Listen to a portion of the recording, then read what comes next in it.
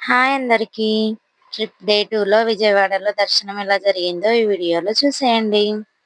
భద్రాచలం నుండి 11 కలా బయలుదేరితే విజయవాడ రావాలంటే మార్నింగ్ 3 అలా అయింది. అప్పుడేం రూమ్స్ తీసుకుంటాంలే అని కాసేపు బస్‌లోనే నిద్రపోయాము. మార్నింగ్ 5 అలా లేచి కృష్ణా నదిలో స్నానాలు చేసుకొని అక్కడే రెడీ అయిపోయి అక్కడి నుండి పైన టెంపుల్‌కి బస్‌లో వెళ్ళాము. ఫ్రీ బసెస్ కూడా అవైలబుల్ ఉండే కానీ అందులో ఎక్కువ రష్ ఉన్నారని వేరే బస్ తీసుకొని వెళ్ళాము. అమ్మవారి టెంపుల్‌కి వెళ్ళాలంటే 7:30, 8 అలా అయింది. దర్శనం కోసమని 150 టికెట్ తీసుకొని దర్శనానికి వెళ్ళాము. ఆ మొబైల్ ఫోన్స్ అన్నీ కింద కౌంటర్‌లో పెట్టేసి దర్శనానికి వెళ్ళాము. దర్శనానికి 1 అవర్ టైం పట్టింది. దర్శనం చాలా బాగా జరిగింది. దర్శనమైన తర్వాత అక్కడే పులిహోర ప్రసాదంగా ఇస్తే ఆ పులిహోర తినేసి అక్కడే 1 అవర్ వరకు కూర్చున్నాము. అక్కడున్న టెంపుల్స్ అన్నీ దర్శనం చేసుకొని కిందికి రావాలంటే 10:30 అలా అయ్యింది. టెంపుల్ నుండి బయటకు రాగానే అందరం మొబైల్ ఫోన్ తీసుకొని అక్కడ కూర్చున్నాము. అక్కడే లడ్డూల కౌంటర్ ఉంటే పులిహోర, లడ్డూలు తీసుకొని ఆ రోజు టిఫిన్‌గా అందరం పులిహోర తినేసాము. అందరం తినేసిన తర్వాత కొన్ని ఫోటోస్, వీడియోస్ తీసుకున్నాము. టెంపుల్‌లో ప్రసాదంగా ఇచ్చిన పులిహోర టేస్ట్ చాలా బాగా అనిపించింది. నాకు చాలా బాగా నచ్చింది. మేము కింద కొనుక్కొని తిన్న పులిహోర టేస్ట్ చాలా పుల్లగా ఉండే. ఒక్కొక్కరు ఒక్కొక్క పులిహోర ప్యాకెట్ కూడా తినలేకపోయారు. మళ్ళీ మేము లంచ్ చేయాలంటే ఏ టైం అవుతదో తెలీదు కాబట్టి ఆ పులిహోరనే కొంచెం కొంచెం తినేసాం అందరం. మేము బస్‌లో వెళ్ళాం కాబట్టి మా మొబైల్ ఫోన్స్ అన్నీ కిందే పెట్టేసొచ్చాం. పైనకి వెళ్ళడానికి లిఫ్ట్‌లో కూడా వెళ్ళొచ్చు. లిఫ్ట్‌లో వచ్చిన వారందరూ పైన వరకు మొబైల్స్ తీసుకొనొచ్చి అక్కడ ఒక కౌంటర్ ఉంటే అక్కడ పెట్టేశారు. అమ్మవారి దర్శనం అయిన తర్వాత అక్కడ నుండి ఫోన్స్ తీసుకొని అందరూ చాలా బాగా ఫోటోస్ దిగారు. మేము అక్కడ ఏం ఫోటోస్ దిగకుండా మొత్తం కిందికొచ్చిన తర్వాత అప్పుడు ఫోన్స్ తీసుకొని కొన్ని ఫోటోస్ దిగాము. అక్కడి నుండి వ్యూ చాలా బాగా అనిపించింది. పైన నుండి చూస్తే సిటీ మొత్తం కనిపించింది. తర్వాత కొంచెం పక్కకొచ్చి చూస్తే ప్రకాశం బ్యారేజ్, కృష్ణా నది, ఆ వెహికల్స్ అన్నీ చూస్తూ అక్కడే ఆగాము కాసేపు. ఆ తర్వాత మా వాళ్ళందరూ ఉన్న ప్లేస్‌కొచ్చి వాళ్ళతో కొన్ని ఫోటోస్ తీసుకునే లోపే బసొచ్చేసింది.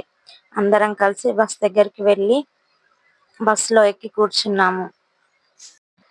బస్‌లో ఎక్కి కూర్చోగానే బస్ మొత్తం ఫుల్ అయిపోయింది. ఆ బస్‌లో మొత్తం మేమే ఉన్నాము. వచ్చేటప్పుడు బస్ నుండి చూస్తే వ్యూ చాలా బాగా అనిపించింది.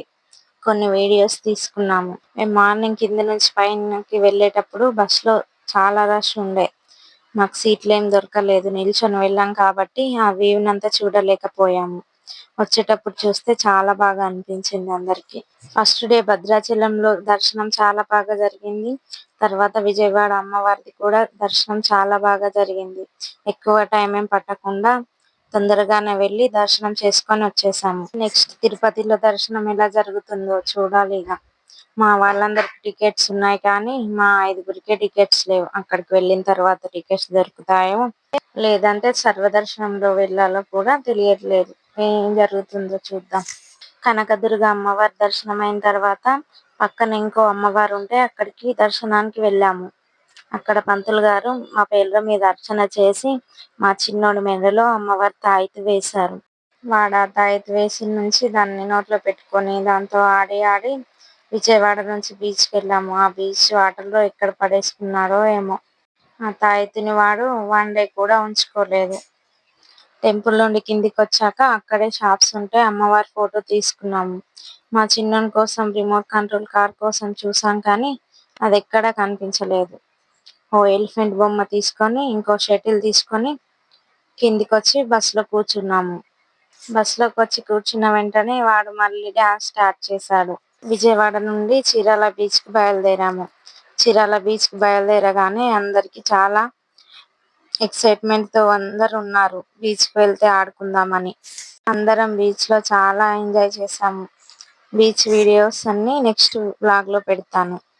మాకు నిద్రొస్తుంది కానీ మా చిన్నోడు మాత్రం పడుకోవడం లేదు. వాళ్ళ పప్ప స్పెట్స్ తీసుకొని వాడు పెట్టుకుంటాడంట. ఆ స్పెట్స్ పెట్టే వరకు వదలలేదు. ఆఖరికి పెట్టించుకున్నాడు. వీడియో తీసేది చూసి హాయ్ చెప్పమంటే హాయ్ చెప్తున్నాడు. విజయవాడ నుండి బయలుదేరాలంటే 12:30 అలా అయ్యింది. గుంటూరు వరకొచ్చేసరికి లంచ్ టైమ్ అయ్యిందని అక్కడే ఓ హోటల్‌లో లంచ్ చేసేసి అక్కడి నుండి చీరాలకి బయలుదేరాము. బీచ్‌కి వెళ్దామని ఎప్పటినుంచో అనుకుంటున్నాం. కానీ ఇప్పుడు వెళ్ళాము. నా లైఫ్‌లో ఫస్ట్ టైమ్ బీచ్‌కెళ్ళడం. చాలా బాగా అనిపించింది. ఫ్యామిలీ అందరం కూడా చాలా బాగా ఎంజాయ్ చేశాము. ఆ వీడియోస్ అన్నీ నెక్స్ట్ వ్లాగ్‌లో పెడతాను. బీచ్‌లో మా అందరికి ఒక ట్విస్ట్ జరిగింది. ఆ ట్విస్ట్ ఏంటో నెక్స్ట్ వీడియోలో చూద్దాం. వీడియో నచ్చితే లైక్ చేసి సబ్స్క్రైబ్ చేసుకోండి. Thank you.